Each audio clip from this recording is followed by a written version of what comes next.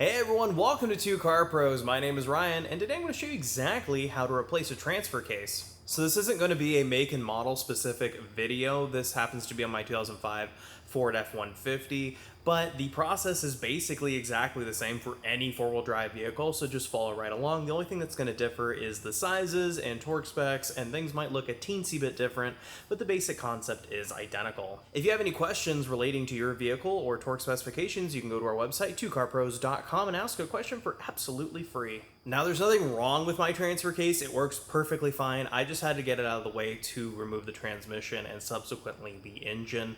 That's a whole nother video. Don't even worry about that. But today we're just focusing on the transfer case. So let's jump into it. So what you're looking now is the pinion flange for the drive shaft, for the rear drive shaft rather. And what I'm going to do is WD-40 just behind the head of the bolt or the shoulder and the backside where the threads are. And I'm going to do that for pretty much every bolt I'm taking off today. I'm not going to go over that every single time because they get very redundant. So what you want to do is not put it on the head of the bolt, but behind where the shoulder meets that surface, just like that. And then again, of course, on the backside where the threads actually are. And you can use WD-40 or any kind of penetrating oil that is your favorite. I just like WD-40. So what we're going to do now is at least loosen our front drive shaft at 12mm 12 point, and they're on ridiculously tight. You're going to have to hold it with some sort of long implement and use a breaker bar, and make sure the purchase of the socket is really good on there, and then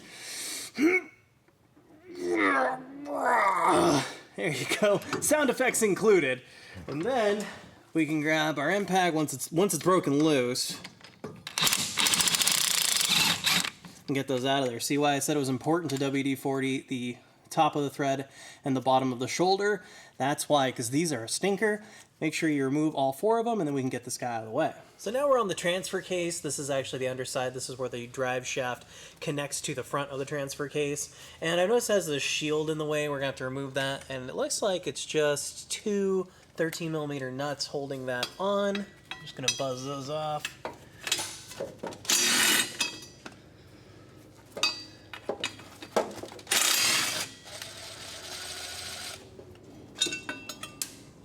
Awesome. Now we can take the drive shaft off of that flange. So I have my 12mm 12-point socket on the bolts for this flange here, and I have someone holding the front of the drive shaft, so you guys can't see it's off camera. And I'm just gonna give it my best. There we go, that one's not too bad.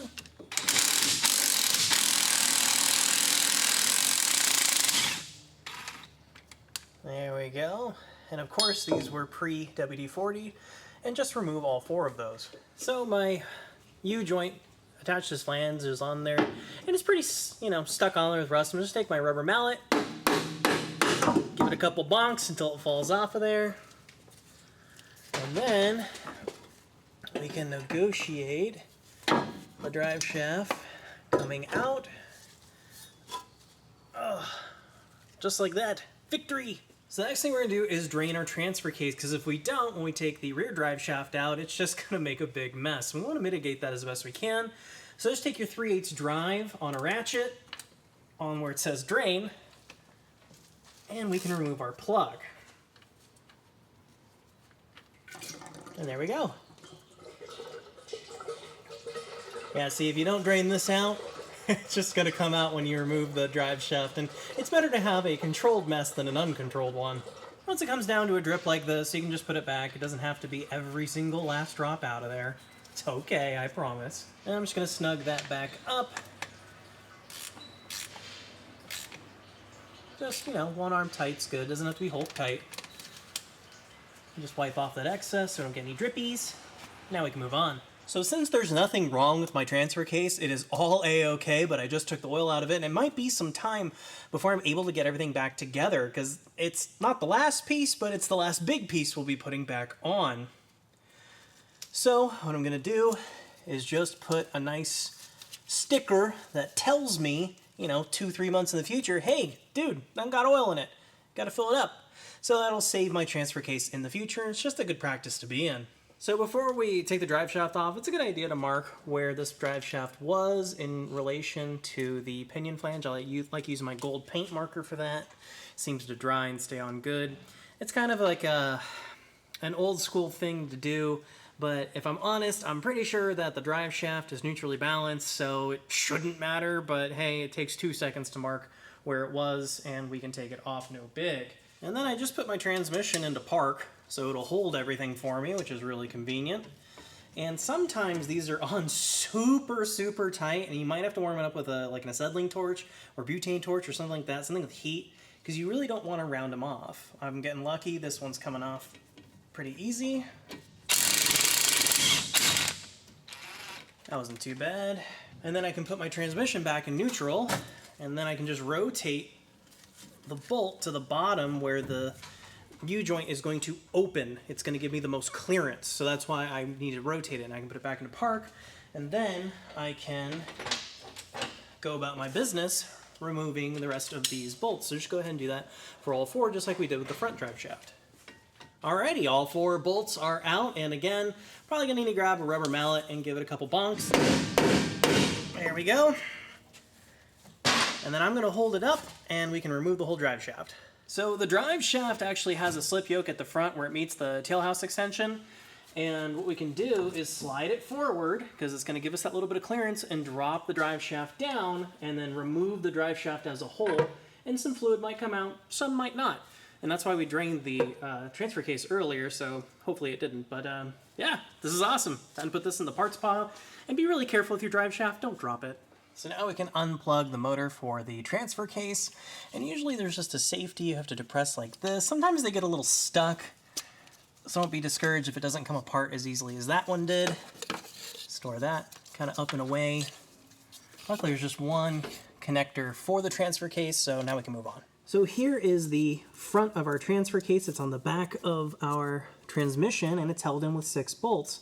Plus this little vent line we can just pull off. That's no big. Store that off and away. And what we want to do is take the top bolts off first. There's 6 bolts total. We're going to take all of them out except for one. You can break it loose, but we're going to leave it because after you remove that 6th bolt, it can just fall right on top of you, and that's no good. And these are a 13 millimeter. So then we can remove our top bolt. I've unbolted it. Sorry, it's just all hands in darkness, but you can't really get a camera up there. And they are the longest bolts in history, so if it feels like it's taking forever to get out, it's not your imagination. So we can go ahead and do that for all our bolts except for one. So you can see I have my transmission jack on the underside of my transfer case. Now you could use a regular floor jack with some wood and maybe a ratchet strap around it. Anything that makes sure it's nice and secure. These are kind of heavy, and if it falls on you, it's gonna hurt you. If you have a couple like pretty good strong friends, they could hold this while you're undoing that last bolt. And I mean, it's probably only about 80 pounds, but 80 pounds at a foot of fall distance could really hurt you.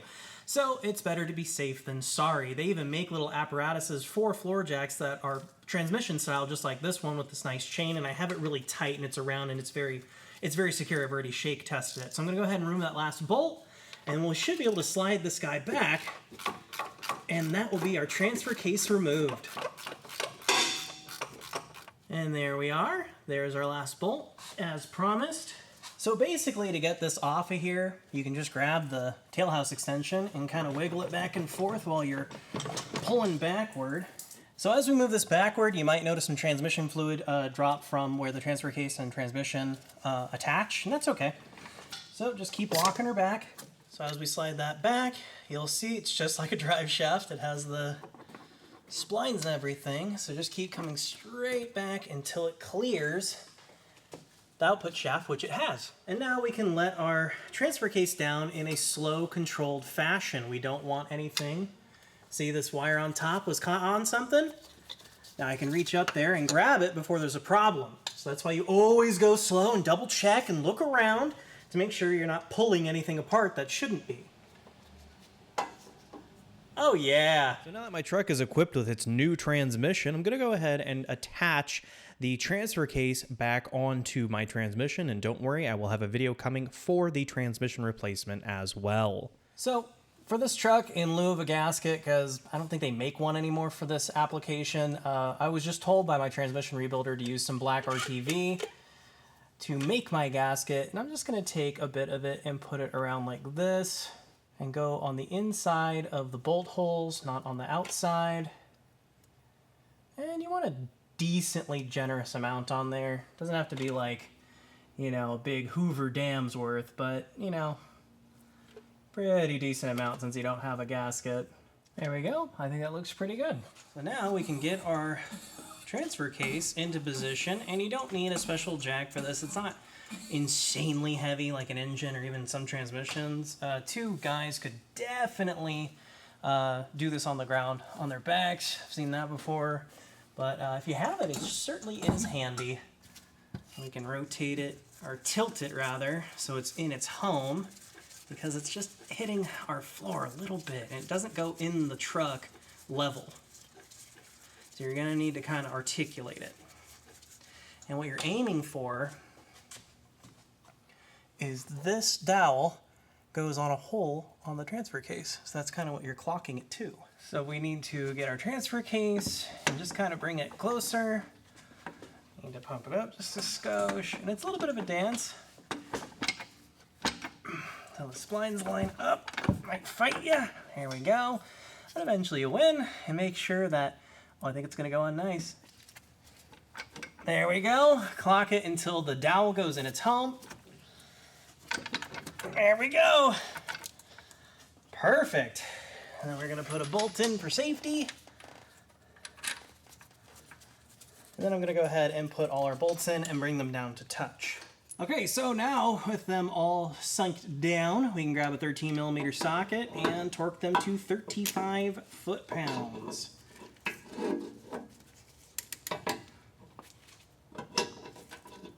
There we go, and just do that in a star pattern all the way around the transfer case flange. I'm not going to show you all of them because, well, I can't really get the camera on the top side anyway, so just take my word for it, do that in a star pattern to all of them. So with our transfer case fully bolted up, we can go ahead and loosen our chain, pull it off of our transfer case, and then let our transmission jack down, or if you use some friends, you can tell them to relax right now, because our transfer case is installed.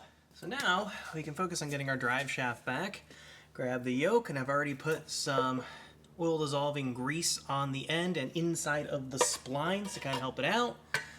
Line it up. Sometimes you might need to rotate it just a skosh. There we go, and we can just insert that fully in. So on the differential side of the equation for our drive shaft, we can find our gold mark from earlier. Bring our drive shaft up. Looking for our mark, making sure your transmission is in neutral.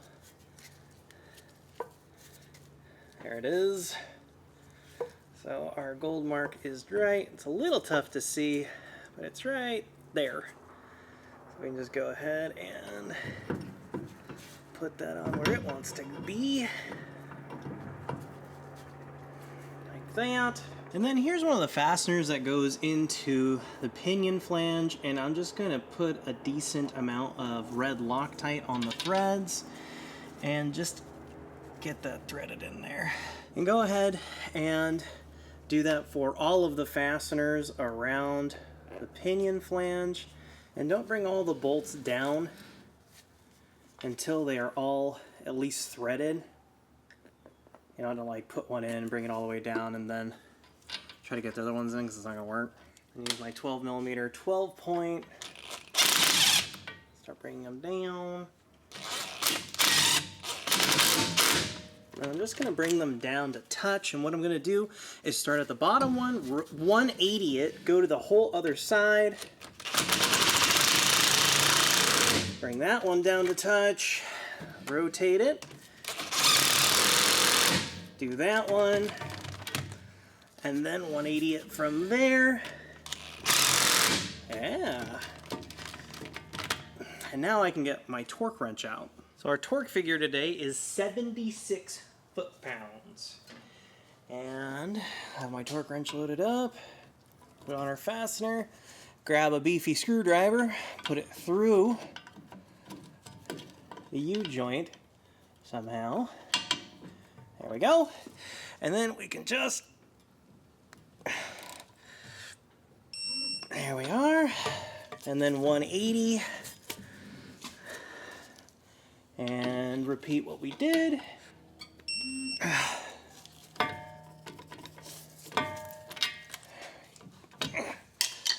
And then just rotate.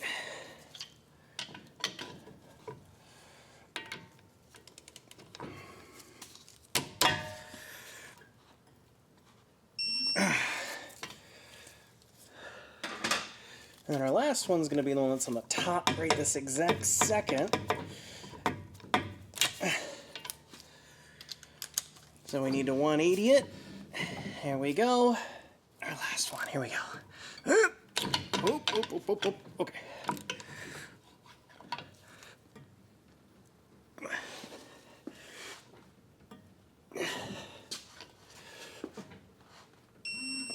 Here we are.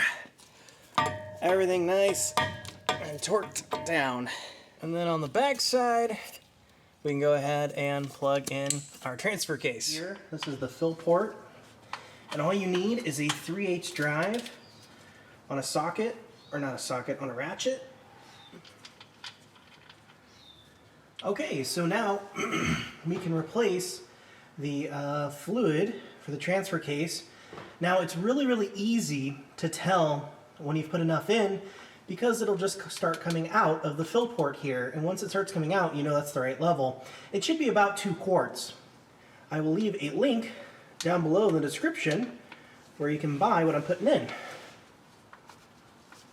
I will also leave a link to this neat pump I'm using, which is gonna save me some effort, which I'm okay with. Okay, as you can see, it started spilling out of the fill port here, so we know we're at the correct amount. And now we can replace our fill plug. And again, if I find a torque spec, I will put it on screen now. But if you don't have a torque wrench, which is understandable, medium tight's good.